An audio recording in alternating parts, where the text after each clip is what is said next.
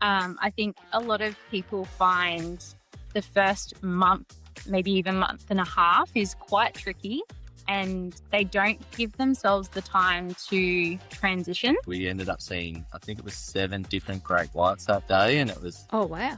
yeah, being in that cage, it was frightening at the start when you could sort of control your breathing and actually, experience such incredible animal.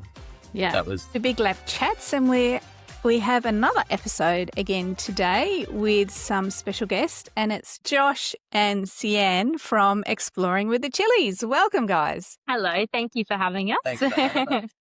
Oh, you're welcome. I'm going to get you to introduce yourselves and just go over a little bit of background of why you set off on a lap and how long you've been on the road, what your setup is, and that sort of thing, just so listeners can get some sort, and watchers, because we're on YouTube as well.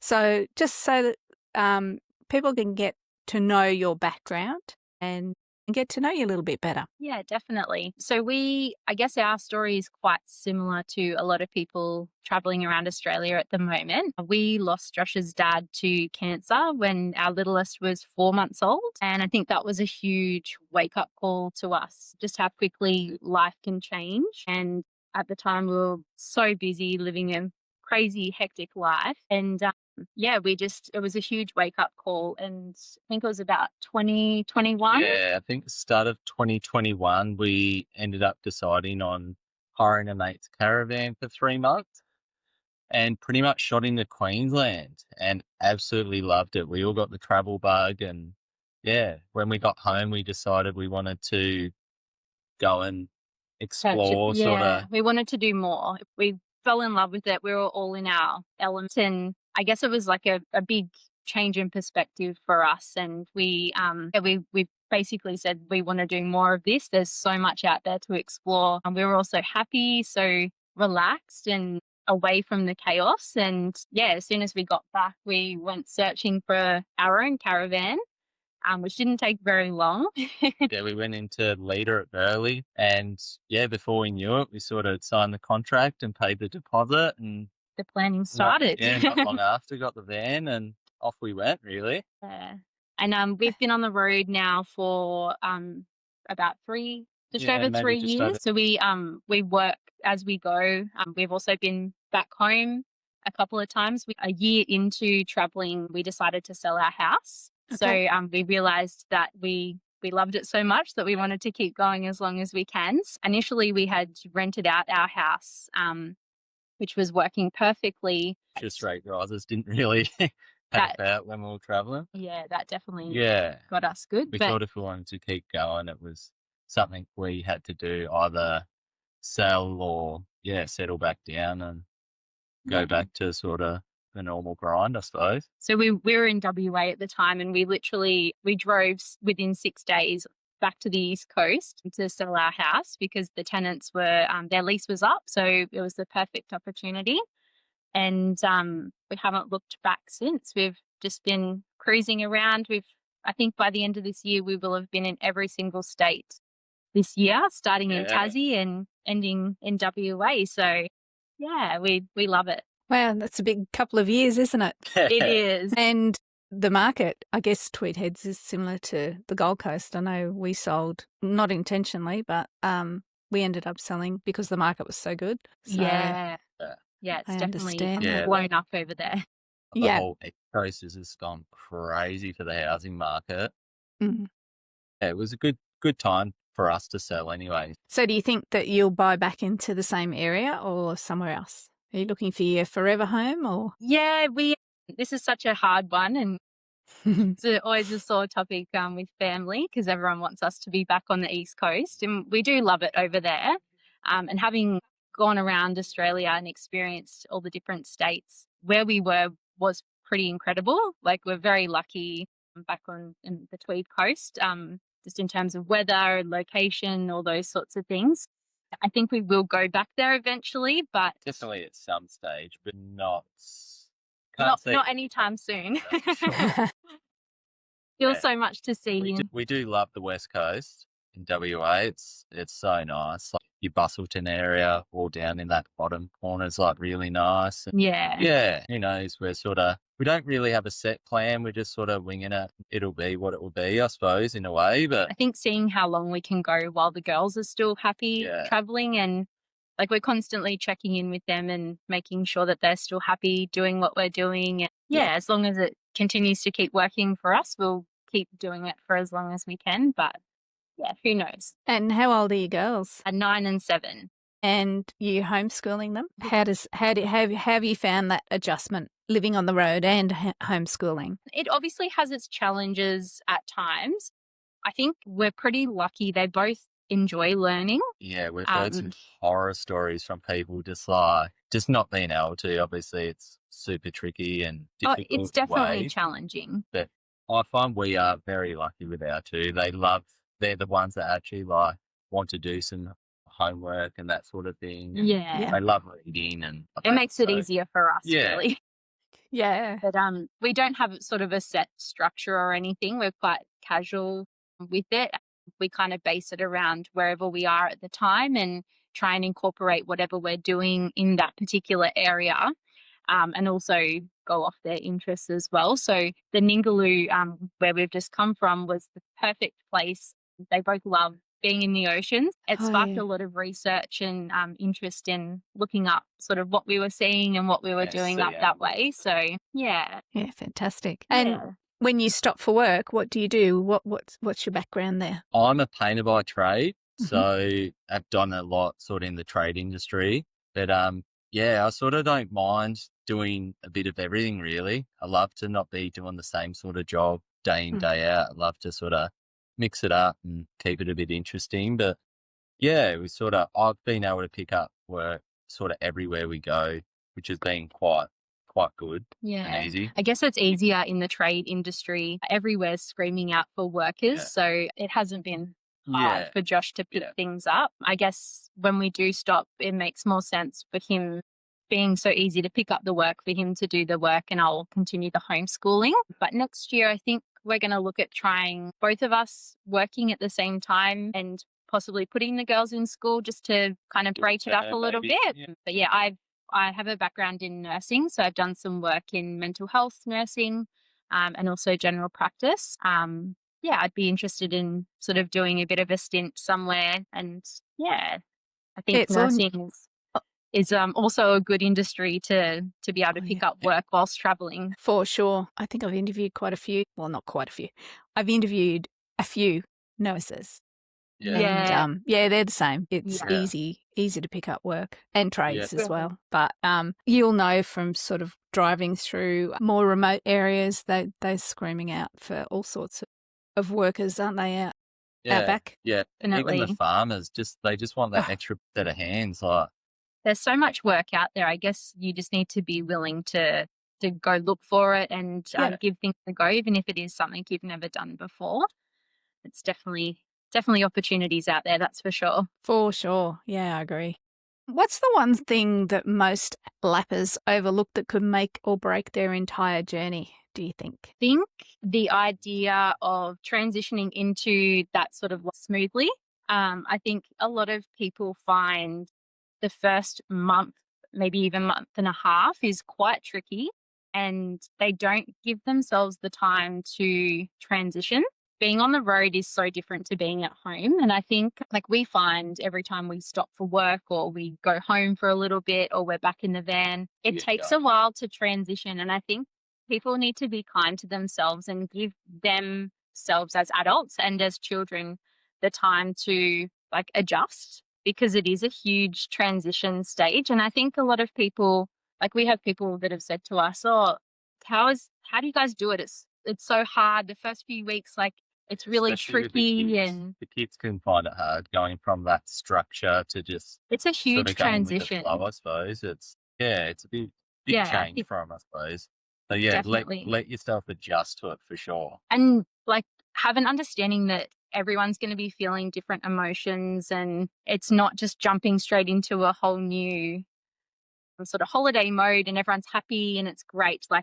It's a it can be challenging. And yeah, everyone's rolling through different emotions. And I think, yeah, just giving yourself the time and being kind and understanding of each other and giving each other space if you need it. And I think those first couple of days too, that for if you've gone back home, it's different. But those first couple of days or even week when you first set off, you just feel like falling in a heap, don't you? Because there's just been such a thing going on, like to get this thing happening and on the road and so forth. So yeah, I always say just stay somewhere for a week when you first Yes. go, just to chill, relax, and Yeah, definitely. do nothing Ease into after. it. Yeah. For sure. What's your secret to finding the most breathtaking yet under the radar destinations? I reckon a big one for us is talking to other fellow travelers. We've got heaps of like little destinations, especially if you're sort of heading one way and they've headed the other, they'll give that little hint like, oh, quickly, we just stopped into a little place just sort of down the road and it's really cool. Yeah, ones other like that. people's experiences and where they've been, I think, is probably one of the biggest. Yeah. Us as well. We've got some little hidden gems from the locals if they like to share it. Some of them don't. Yeah. But, Sometimes it's like pulling teeth, isn't it? yeah. It is. I think probably fellow travelers, locals is probably the two biggest ones. Obviously, like through social media and stuff as well, finding hidden gems through there. Otherwise, we use your basic wiki camps, your Campedia, those types of traveling apps are really good. But to find the little sort of hidden ones we found, it's definitely best from the locals and other travelers, really. Yeah. And I know you've just come from the Ningaloo and you've stayed in that area for a couple of months. Did you have sort of bookings or did you wing it in the Ningaloo area? Because I know it's a real contentious issue, isn't it? The Ningaloo is definitely one of the trickiest sort of areas, I reckon, for bookings because as we love to just wing it everywhere. We don't book anything. We never plan ahead. Apart from we don't. holiday periods and stuff where you sort of have to. But yeah, the Ningaloo was very tough. We did book ahead. We booked ahead for this one to make sure that we had friends that had previously been and had only gotten cancellations here and there. So we kind of had an idea of, okay, we need to book ahead and try and get like a week here, a week there, and be able to actually have full amounts of time in the certain places. So I did the whole setting my alarm early and having to get up like I was booking concert tickets, which was fun, but it definitely paid off and we were able to spend quite a bit of time up there and hopefully we can do it again next year as well. We loved it so much. So love to do it next season. Yeah, I think we'll be back on the booking system again, but it is tricky trying to do the bookings so far in advance because we like we said, we don't plan ahead really. We like to wing it because if you do like somewhere and want to stay longer, you can, or if you're not really enjoying an area, you can go off quicker. So we like to have that flexibility, but this was the one area that we really did book in advance because we didn't want to miss out. So yeah, good tips. I mean, we're the same, and I really don't want to get up at midnight, or stay up till midnight. But I guess you got to do what you got to do, don't you? Yeah, the booking system sort of just for that area is it's a nightmare. But there's no easy way around it, really. Yeah, I mean there are cancellations that do come up, and we met travellers in Northern Territory that were like, "What do you mean you have bookings for the Ningaloo? Like, we don't even know when we're going to be there yet." And we were like, well, we had to be able to get that chunk of time. And they've managed to get cancellations here and there. But you do get your cancellation. Yeah. Definitely. But to get them to line up with other bookings as well along there, because obviously accommodation is very tricky if you can't make those campgrounds, even in Exmouth, like that it's only a couple of caravan parks and that sort of thing. So you're pretty limited for your places to stay around. Yeah, we need to, because we want to do the Gib next year. So obviously that's on the way up. So we definitely want to stay there. But it might be that we have to go on that hotter sort of season to get in. Yeah. We might see you on the Gib next year. We're planning to do that. Yeah. We had to shoot past it to get to our bookings because we spent too much time in NT. So we're like, to get to sort of at first we were like, we're going to have to skip the gear, but we're going to have to come back to it next year. So you just came down on the bitumen. Yeah, Did, yeah, we just did Yeah. the loop down Yeah. around it this time. 'Cause, yeah, Oh, we well. only had, whilst we would have had to do the gear in like probably about a week, and it's, yeah, wouldn't be long I enough sort of to want to enjoy spend it. that 3 to 4 weeks and just take it slow and enjoy. Yeah, that's right. Well, we're hoping to get up there for the open season, May-ish Yeah. next year. Be up there waiting, I suppose, Yeah, that'll be awesome. with hundreds of others, no doubt. Yeah. What about free camps? Where are some of your favourite free camps that you've come across in the last 3 years? I don't think we can cut past. Want the inside scoop on Australia's best free camps and hidden gems? BLC crew members get the extended cut out of every episode, plus bonus content and tips you won't find anywhere else. Jump in at the blccrew.allaroundoz.com.au. Yeah.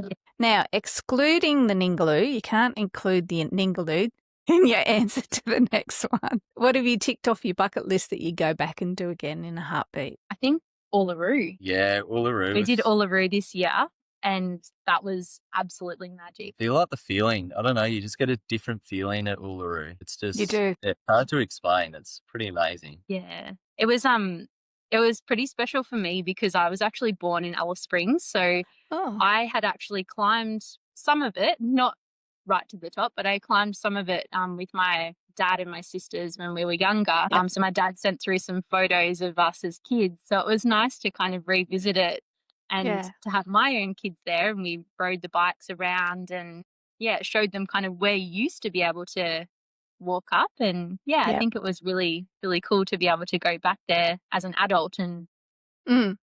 you see it differently as an adult compared to a child. So, Oh, I bet. Yeah. cool. Yeah. Yeah. I guess it's kind of like a presence that it has, isn't it? Yeah. It's, I know what you mean by it's hard to explain, but I Yeah. think those first glimpses that you get of it as you're sort of driving towards it, it kind of meets you there, doesn't it? It Yeah. does for sure. Yeah. I feel like anyone who's been there knows that feeling. Mm, Yeah. Hard for to sure. describe, but once you've seen it, you know. Yeah. Yeah. And I don't think, I mean, we know it's a big rock, but it's not until you're there that you realise that, like, there's so many different textures. And, yeah, it's just really hard to describe it. Because I think for some people, they think it's sort of kind of very smooth and Yeah. uniform, but it's quite the opposite. Yeah. It is, yeah. Yeah, it's a lot of cutouts up to it too, and that sort of thing. And to see even when they get the rainfall, and you can see all the markings coming down and Yeah. of the water. Yeah, it's definitely a cool spot. Yeah. Yeah. Anywhere else that you'd go back to? Oh, there's lots. A thing that I loved that I ticked off that you girls didn't do, I just went with another 2 dads. I did the caged shark diving in the cage out of Oh. Port Lincoln, In South Australia, Okay. yeah. South Australia. That's, if you're curious and into that sort of thing, definitely give that a go. That was an amazing sort of experience, like full day trip out to pretty sure it was the Neptune Islands. And that was, yeah, we were lucky. We ended up seeing, I think it was 7 different great whites that day. And it was, Oh, wow. yeah, being in that cage, it was frightening at the start, and when you could sort of control your breathing and actually, yeah, experience just such incredible animals. Yeah. That was one of my highlights for sure, as something to do. Other places, Oh, there's so many. we love, like even Esperance and down that Cape Legrand's nice. Oh, Bungle Bungles. Oh yeah, Bungle Bungles is cool. That was, again, similar to Uluru, one of those sort of experiences as soon as you see it and you're there. Yeah. Just brace yourself for the ride-ins. Pretty It was pretty a bumpy. bumpy road in. Yeah, I think that road's got a bit of a reputation, hasn't it? And has had it for many, many years. Yeah. Yeah, it's pretty. That road in's pretty full on, but yeah, you come to a pretty cool spot. I'd love to do the helicopter if we were to do it next time, just to see it from the aerial view. Would be pretty cool to see like the formations and stuff all through it. But yeah, Bungles was definitely really cool as well. Yeah, I think Kev has done the flight over the Bungle Bungles, and he said it was fantastic. Yeah. Yeah. It would be such It'd an be awesome amazing. perspective. Yeah. Cool. Okay. What are the 3 biggest money-saving hacks that ever I'll start that again. What are the 3 biggest money-saving hacks that every lapper needs to know before they hit the road? For us, well, especially for me, so we've got a Y62 patrol, so they are a bit thirsty. So definitely your petrol apps. So we use Petrol Spy, I think it is. And that's just like, it sort of pulls up all the petrol stations in the area that you're in, so you can sort of get your cheapest one. Other than that, I suppose if you stay in caravan parks a little bit, your memberships and stuff can help. They We definitely help. don't stay in a lot of caravan parks, but That's another. we definitely do have them, and they do help, especially when you have the kid and stuff like that. Get Yep. your discounts to your Big Four and your getaways and that sort of thing. But another thing that we also do is we try and stick to the free camps or the low cost camps. And so we Yep. try and avoid the caravan parks, but then sometimes you don't have much of a choice. And that's when we would, try and pick which ones we've got the memberships to try and keep the costs down as much as we can. Yeah. Definitely. So those that haven't free camped before and done low cost camping, how do you manage things like those everyday things such as the washing if you're not plugged in? Washing's definitely a big one. That's always a bit tricky. Yeah. I guess we try and hold off on washing until we know we're at the end of our stay and we've got leftover water that we can use. Stock up on lots of undies because that's always the first thing that you run out of. Yeah. So have plenty of those. Definitely, if you can have like a water bladder situation where you can leave the van, take the water bladder, fill your tanks, and then you can sort of at least get a couple of loads going in the washing and get a bit of washing and stuff like that done. But as in sheets and stuff like that could be a bit of a tricky one. They're sort of one of those ones that you have to wait until you get to those towns where you can get to a laundromat or a caravan park. Yeah. I think what else do we do to be able to stay off grid? We've got 2 toilet cassettes that sort of helps extend our time at free camps and off grid. Also, we've got an inverter which we didn't have at the start of our travels and very quickly learned that would be something that we would need to sort of keep us off grid longer. Your 3 biggest things, probably your battery system, which obviously can be endless with some people's setup. These days, obviously your toilet, and then obviously your water as well. So if you can sort of control those 3 things, it's you're doing pretty well. I think you learn each time too that there are certain ways to be able to keep your water usage down and stack your dishes up and only do one lot of dishes at the end of the day, or there's lots of different little sort of hacks to do to kind of extend it longer. Yep. Feel like you find your own little sort of ways as you go as well. Yeah. You sort of just got to get out there and start doing it, and then you find out really what works for you and what doesn't and that sort of thing. Yeah, you get into a rhythm, don't you? Yeah. And I have to ask the question because we've got a Y62 as well, and I know everyone will be dying to know your petrol consumption. You always, from the Land Cruiser owners, every time I'm filling up at the thing, they're like, they sort of have that giggle at you. It's obviously, we didn't buy it for a fuel economy car, that's for sure. Like, we knew it was going to be thirsty. I can't fault it. Like, it tows the van comfortably, plenty of power, that sort of thing.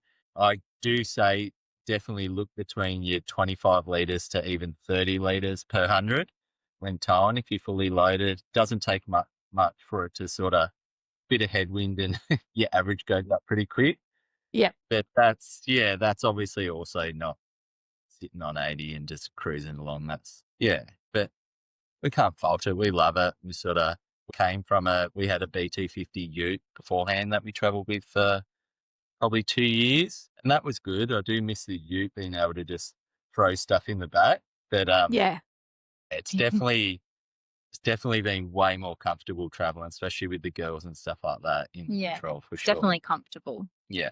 It was also good to have in Tassie as well because it's so so many hills. So the power in the patrol, it was a lot better than if we had have taken the BT heading up all those steep hills and windy roads. So it was nice to sort of have that and have the power of it. Do love it going through sand dunes and stuff like that. And the sound is like, you can't beat it. Yeah. No, you can't. They have such a distinct, whenever we camp somewhere, we can hear one before it gets to us. So they have that distinct, I think we've averaged, because Kev keeps a tally on every time we fill up. And on average, that's towing and around town, we're averaging about 22. Yeah. Good. Yeah. But like you say, anything above 25, towing and with a headwind, it's not unusual.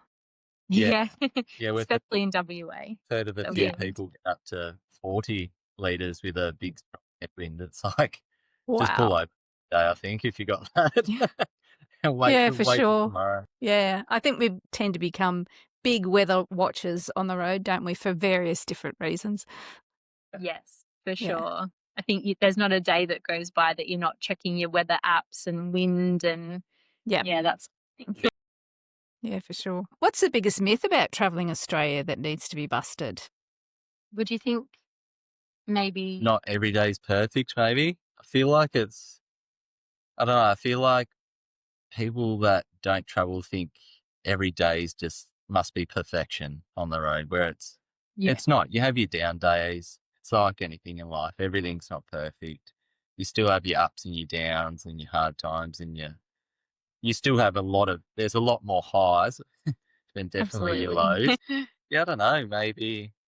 Yeah, I think that. Yeah, maybe the vision that people think that like every day's a perfect day, you're doing all these amazing things, which you are majority of the time, but you also have your days where you're doing the washing, the groceries, the cleaning, the emptying the toilets, like all those things that you still do when you're in a house, and the schoolwork and that sort of thing. But also, like, you have your days where you're stuck in the van because it might be raining all week and you can't get out and do all the fun activities that you would have been doing. So it's not always perfect. There's different challenges that you come up against, and you still have your everyday life tasks that you have to do. So yeah, for sure. It's not all rainbows and unicorns, is it? No. And some days, you can have days where nothing goes right. We've had a few. Yeah. It's hard to obviously get the space as well in the caravan, where it's just like, sometimes it's good. It's just like, you need to go off for that walk and move yourself away and get that bit of space and time to yourself. Yeah. What's one tip that saved you bacon on the road that you never see shared online? What's the thing in the car? Hasn't had to say up yet, but I'm glad I have it, is a scan gauge. So that obviously plugs into your car. You can keep control, like you can keep an eye on all your water temps, your transmission temps, but also if your car decides, because there's so much electronics in the cars these days, they can throw a code and next minute your car goes into limp mode and that sort of thing. So we luckily haven't had to use it at all. I've had to pull it out and use it on a mate's ute that he had to handy. clear the error code and that sort of thing to get him out of trouble, but it was nothing major. But it just helps clear any codes so you can keep them. If you are somewhere sort of rural and it puts limp mode, at least gives you that peace of mind to get yourself out of trouble and get to a town to either get the problem fixed or whatever it is. Yeah. But fingers crossed, we haven't actually use it like that. So, but I'd recommend anyone traveling out there to definitely have something like that. Yeah, it's a good idea. We don't, but often something will come up on the dash and you're thinking, what the hell's that? It's probably just the windscreen wipe, like the washer thing, the water washer thing or whatever. But warning symbol at anything these days, the cars. So yeah, exactly. That's just about it from me. Is there anything else that you'd like to share? I think one thing we always say to people is, like, if it's something you want to do, make it happen, because too often we have people that say to us, oh, I really, really, really would love to travel, or I'd love to go there and do those things. And it's like, do it. Make it happen. If it's something that you really want to do, you financially can make it work. There's so much work on the road too. If you don't have thousands and thousands behind you and that sort of thing, you don't need it. Yeah. Like, you Or can go in even the simple setups as well. You don't need to be hundreds of thousands of dollars for a setup and that sort of thing. It's like you just make do with what you got, and then if you got to work along the way, you can work along the way. Yeah, there's yeah, ways to. There's there's so definitely many ways to ways. do it. But even Yep. like with people that have done like a 6-week trip or a couple of months, or they're just getting out there and doing Yeah. it because they've wanted to come out and experience what it's like caravanning. And yeah, I think there's so many ways that you can get around things and get out there and do it if it's something you really want to do. There may be some sacrifices you need to make, but if you want to do it, definitely do it Yeah. because things can happen and things can change super quick. And we've met so many people on the road that have said, good on you guys for doing what you're doing. We wish we did when we were younger, or we wish we took our kids and did it. Actually hear that all the time. It's such a common comment that's always thrown around. And yeah, I think if you want to do it, definitely get out there and do it. Yeah, I guess it's like anything in life, if you want it badly enough, you'll create whatever it needs to be created, hey? Whether it's time or whether it's money. Yeah. Yeah. And it's worth it for sure. Yeah. Definitely. Yeah, pretty lucky. We're definitely spoiled in the country for the things and the things to places see and stuff to see. And amazing. We're very lucky to live in this country. Yeah, I think we say that every day. Yeah. With all the unrest that's going on and so forth. But and our history is incredible. Some of which we're learning as we're traveling. You know, you don't learn that in school. You don't get taught that in school. So and that, I think for families, it's just amazing for the kids how adaptable they become. You know, more adventurous, a little bit more curious, and they're learning all the time, aren't they? Yeah, definitely. And it's good. I feel like it's such a privilege to be able to learn with them. And you don't get that when they're at school. Like, you don't get to see their faces light up when they learn something new. Yeah. Like, you're there with them and you're learning alongside them. So I think that's pretty special. Yeah, see the growth as you travel to them actually grow and just it's pretty amazing. Yeah. Yeah. It's kind of like a parent's day every day, isn't it? Yeah, it is. Thank you very much for joining me today. I appreciate your time, and we'll look forward to seeing you on the road maybe at some stage. Yeah, definitely. Thanks Thank you so much for having us. Yeah, welcome.